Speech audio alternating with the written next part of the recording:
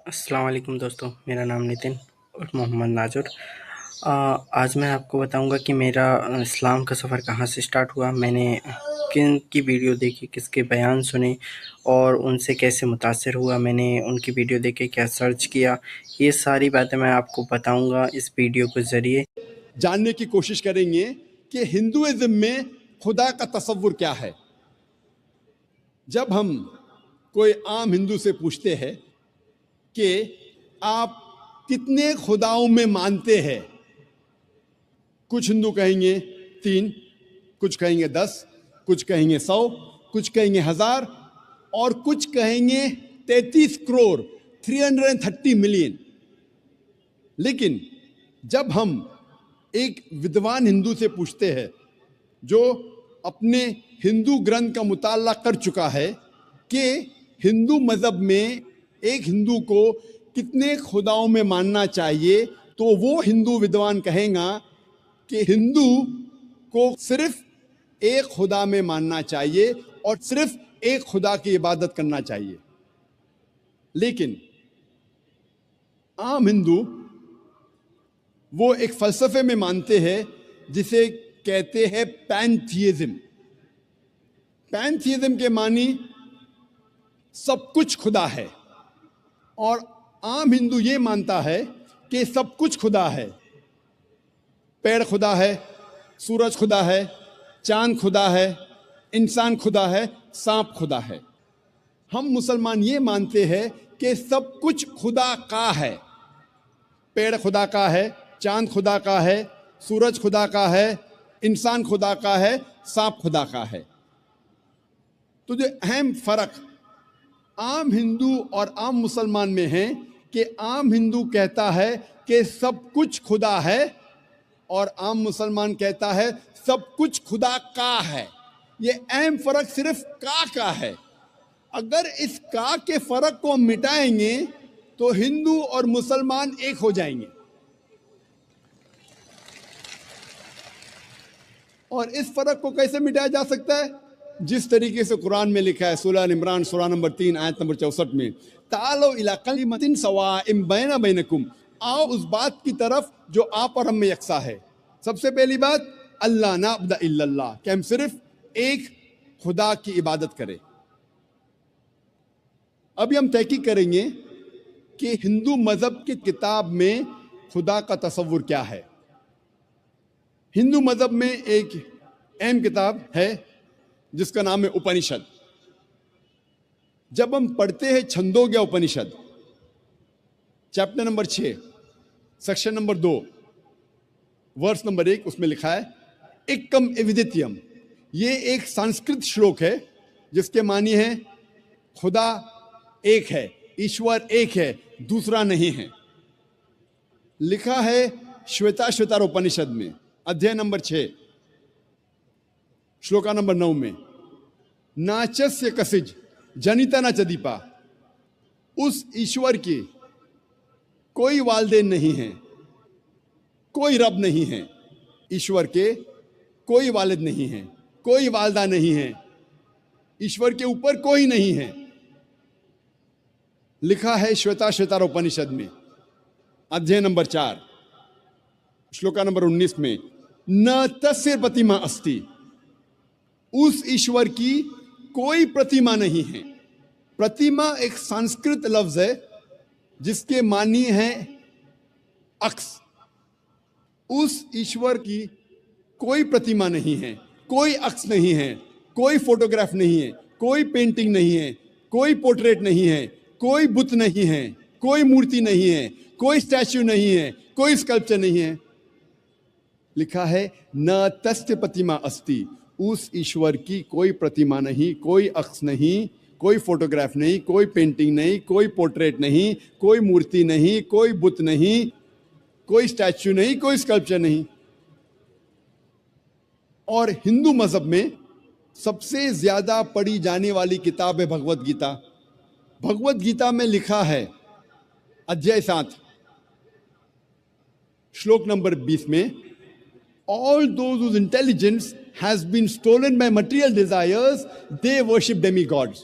मतलब जिसकी अकल दुनियावी चीजों के पीछे भागती है, वो लोग खुदा के अलावा दूसरे किसी चीज की इबादत करते हैं।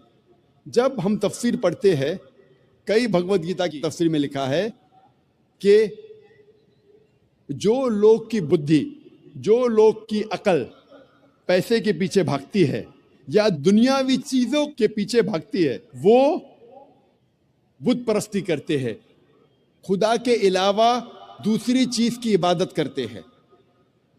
लिखा है भगवत गीता में अध्याय 10 श्लोक नंबर 3 में, वो लोग जानते हैं कि मैं लाफानी हूं, वो लोग जानते हैं कि मैं जन्म नहीं लिया है और मैं सारे आलमीन का मालिक हूं।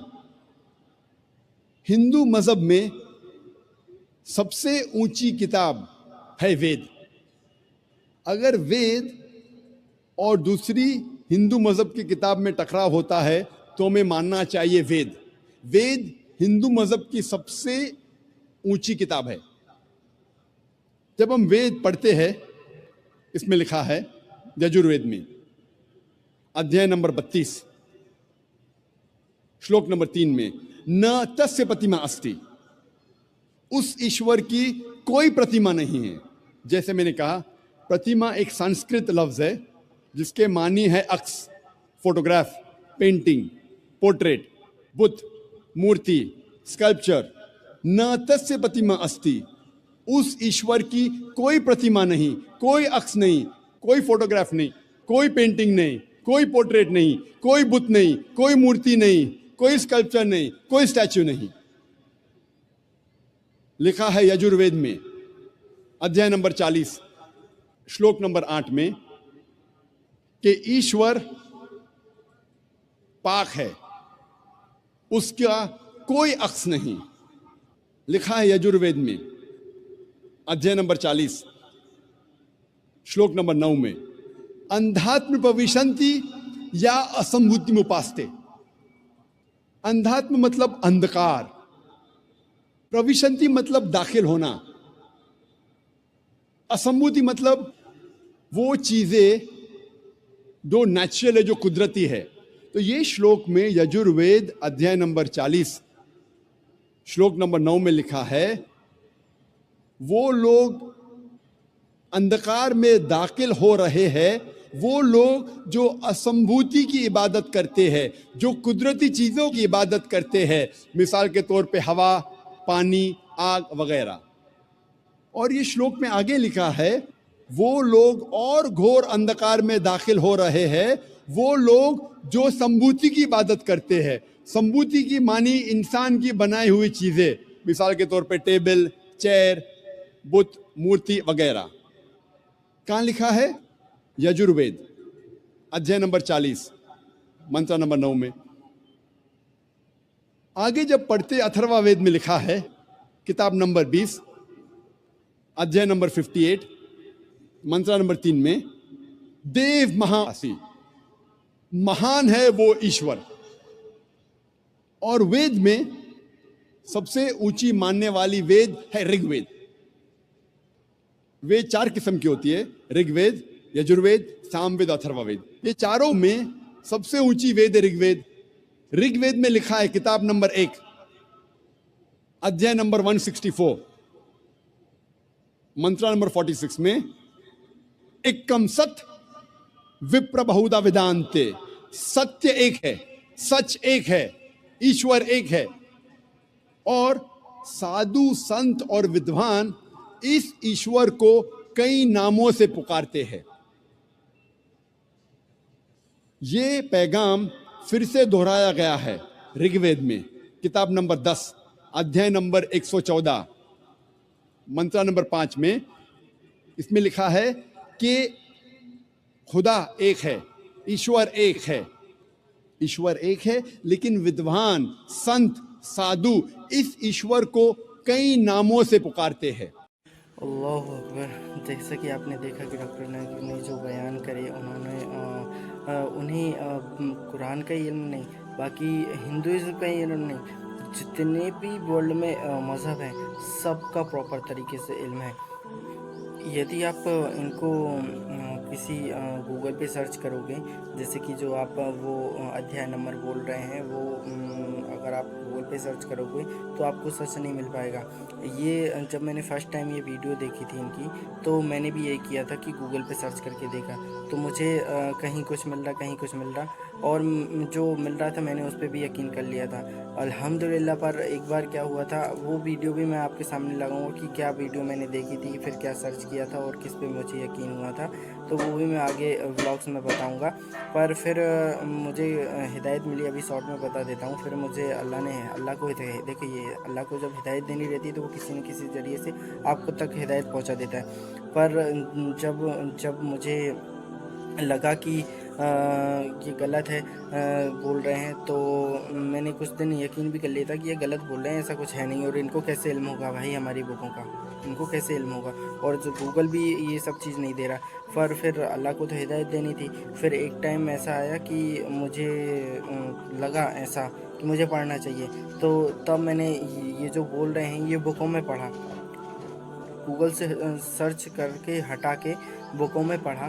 तो बुकों में जो इन्होंने बोला, मैंने जितने अध्याय बोले हैं वेद वेद के में बोले हैं वो उतना नहीं पढ़ा, पर जो मेरे घर में बुक थी गीता रामायण वगैरह, इनमें जब मैंने पढ़ा तो सेम बात थी, सेम चीज़ थी, सब कुछ सेम था। इसके अलावा फिर मैंने वेद भी सर्च करे जो इन्होंने, तो उनमें भी सब सच निकला।